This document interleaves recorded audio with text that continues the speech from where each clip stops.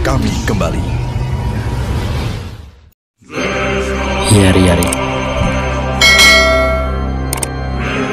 Selamat datang di konten spoiler. Jadi kalau kalian gak suka konten beginian, silakan close video ini. Tapi jika anda semua gak masalah di spoiler, siapkan cemilan, pasang posisi rebahan, dan mari kita mulai videonya. Juragan. Sementara itu kini bos dungeon telah dikalahkan. Aura kuning yang menyeliputi pun juga ikut menghilang. Namun tak ada sepatah kata yang terucap olehnya setelah melakukan aksi heroiknya. Gak lama kemudian Lee Ming-chung berpaling meninggalkan monster tersebut dan melangkah melewati Thiel. Dalam diamnya Thiel bergumam, cukup melelahkan juga ya memberikan blessing pada hunter tingkat atas. Meski hanya sebentar, dia berhasil mencapai kekuatan itu.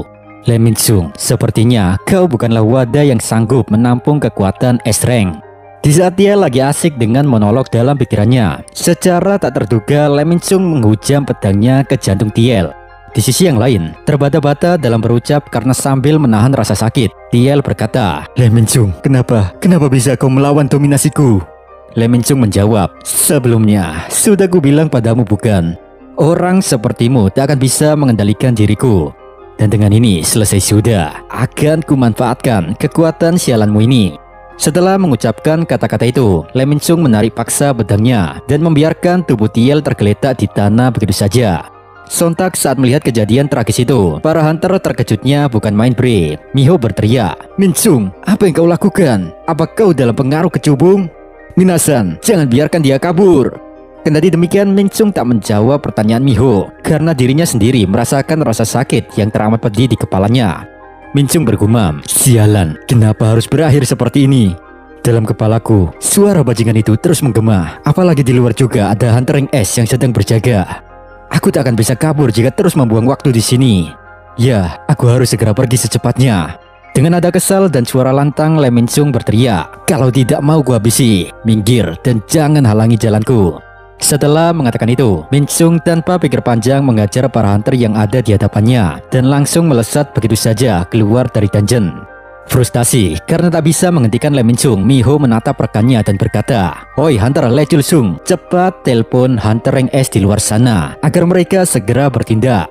Chul-sung menjawab, "Iya, siap." Namun yang mengejutkan, meskipun tubuhnya udah bolong dan jantungnya udah ditusuk oleh Ming-chung, Thiel yang tadinya turu sekarang udah bangun bre. Sambil memegang dadanya yang mengucurkan darah, Thiel bergumam, "Jadi begitu ya. Meskipun aku sudah mendominasi pikiran dan tubuhnya, tapi dia bisa lepas begitu saja hanya dengan bermodalkan tekad yang kuat. Hehehe, menarik, ini data yang berharga." Di sisi yang lain, menyadari Thiel atau Park Do-jin yang masih sadar, Miho menghampirinya dan bertanya, "Jantungmu telah ditusuk oleh pedang, lalu bagaimana kau masih bisa hidup, Hunter Park Do-jin?" Menanggapi kebingungan Miho, Thiel hanya diam penuh misteri. Namun yang pasti, raut mukanya terlihat sangat bahagia. Sementara itu dalam pelariannya, Lee Ming-chung terus berlari sangat cepat untuk menghindari kejaran hunter rank S yang sedang berjaga. Dalam kegelisahan hatinya dia bergumam, "Sial, semuanya jadi kacau. Kalau sudah begini, aku tidak boleh melakukan kontak langsung dengan asosiasi hunter ataupun Ghoul Reaper. Untuk sekarang, aku harus segera bersembunyi di kota terdekat dari sini."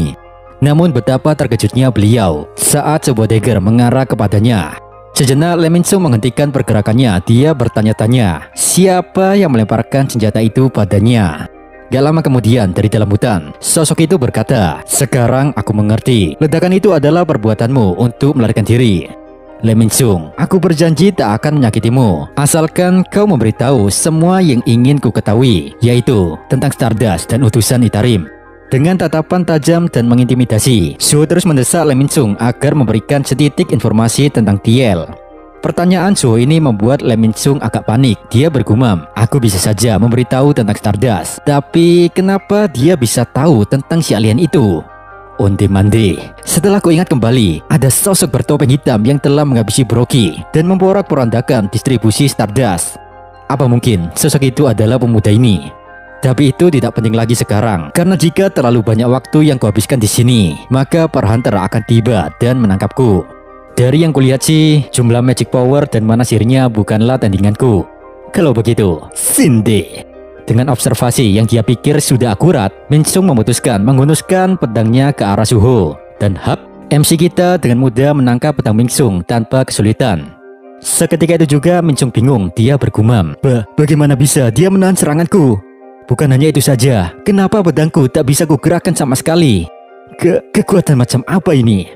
Setelah itu, jebles. Suo dengan cepat melepaskan tendangan Tsubasa Ozora dan langsung mengenai dagu Kojiro Min Sung Wakabayashi. Dalam sekejap, sang aktor itu terhempas ke atas. Min Sung bergumam, aku yakin magic power dan manasirnya lebih rendah dari diriku. Lantas bagaimana bisa dia menahan tebasanku? Sementara itu, Beru yang berada di balik baju Suho terus mengamati jalannya duel ini. Sambil menonton, Beru bergumam, Min Sung, kau terkejut bukan? Di dunia ini, tolak ukur kekuatan seseorang hanya berdasarkan magic power dan manasir mereka. Makanya, hunter sepertimu tak akan bisa mengetahui kekuatan fisik seseorang. Monars muda selalu memperkuat status kekuatannya, dan berkat latihannya bersama Amut, kemampuan fisiknya tak akan sanggup dihadapi oleh hunter rank A. Meski kekuatan Min Sung telah meningkat berkat Star Fragment, tapi dari panel ini kita bisa menilai sendiri bahwa Suhola yang menguasai jalannya duel ini. Dia bisa terus memojokkan Min Sung tanpa menggunakan ruler authority-nya. Panel kembali ke dalam dungeon. Di sini Miho masih bingung kenapa Tiel masih bisa hidup meski sudah ditusuk jantungnya. Menanggapi itu, Tiel mulai mengeluarkan Star Fragment dan berniat mengendalikan Miho saat itu juga. Tapi sebelum tujuannya tersebut terwujud, tiba-tiba terdengar suara seseorang memanggil Miho. Miho, Miho, Miho. Ya begitulah. Dan yang datang adalah para hunter rank S, Choi Jong In dan Lim Tae-kyu. Situasi yang tak terduga ini membuat Tiel membatalkan niatnya. Dengan begitu, Miho yang polos pun terselamatkan. Di sisi yang lain, Tiel bergumam, "Cih, dua hunter rank S telah datang." Kemudian Choi Jong In turun dari atas dan berjalan perlahan mendekati para hunter. Dia bertanya, "Kami mendengar sebuah ledakan, makanya kami langsung datang kemari. Jadi, Miho-chan, apa yang terjadi di sini?" Miho membalas, "Semua yang melakukan ini adalah Lee Min Sung." Choi Jong In yang heran berkata, "Tidak mungkin. Bagaimana seorang rank A bisa melakukan hal ini?" Miho pun menjelaskan, "Kurasa kekuatan besar yang dimiliki Lee Min Sung itu berasal dari obat stimulan yang dia konsumsi. Saat dalam pengaruh obat itu, dia menjadi gila dan langsung menyerang hunter Park Do-jin. Lalu setelahnya, Lee Min Sung kabur melarikan diri." Mendengar penjelasan dari Miho, Choi Jong In menatap Park Do-jin atau Tiel dengan tatapan terkejut. "Hunter Park Do-jin, kau terlihat sehat bugar walau telah ditusuk," ucap Choi Jong In, dan Tiel menjawab, "Hehehe, ini cuma keberuntungan karena kebetulan aku memiliki skill penyembuhan." Jong In pun mendekatinya dan berkata, "Haha, menarik juga. Aku tak menyangka ada skill penyembuhan sehebat itu." Di tengah obrolan hangat kedua pejantan itu, Miho yang panik langsung memotong pembicaraan mereka. Dia berkata, "Oi, sudah basa-basinya. Yang lebih penting sekarang, kita harus segera mengejar Lee Min Sung. Karena kalau tidak, dia bisa kabur ke kota sebelum kita loh." Jong In pun menoleh ke belakang sambil berkata, "Aku setuju padamu Miho-chan. Kau dengar itu kan, Lim Tae-kyu? Sepertinya wakilmu telah membuat keributan loh."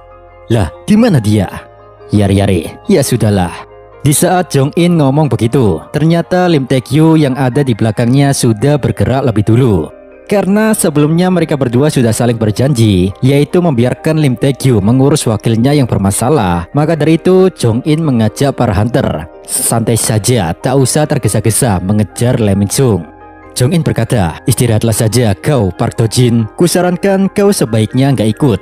Menganalisa dengan apa yang akan terjadi, Tiel bergumam, "Gawat, situasinya mulai menyusahkan. Tapi untunglah, aku masih bisa merasakan sambungan koneksi pada diri Lee Min Sung.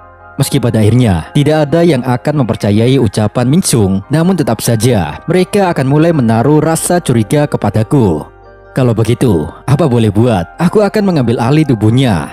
Seandainya kemungkinan terburuk Min Sung harus tewas, itu tidak masalah, karena aku masih bisa mencari hunter rank A yang lain." Tiel pun mulai perlahan memejamkan matanya, dan dia kini melihat dengan penglihatan Lee Min Sung. Seketika itu juga Tiel bingung apa yang sedang terjadi di sini. Dia menerka-nerka siapa yang sedang Min Sung lawan. Dan saat dirinya sadar bahwa sosok yang berhadapan dengan Min Sung adalah si topeng hitam, dalam sekejap itu juga ekspresi Tiel menjadi sangat tegang. Dia bergumam, "Nani, kenapa topeng hitam ada di sini? Apa mungkin dia juga mengincar Min Sung? Sebenarnya, ada apa dengan dunia yang bernama bumi ini? Tak seperti kehidupanku yang dulu. Di bumi ini tak ada satupun rencanaku yang berjalan sesuai prediksiku. Meski ini sangat menjebalkan, tapi aku sangat menikmatinya.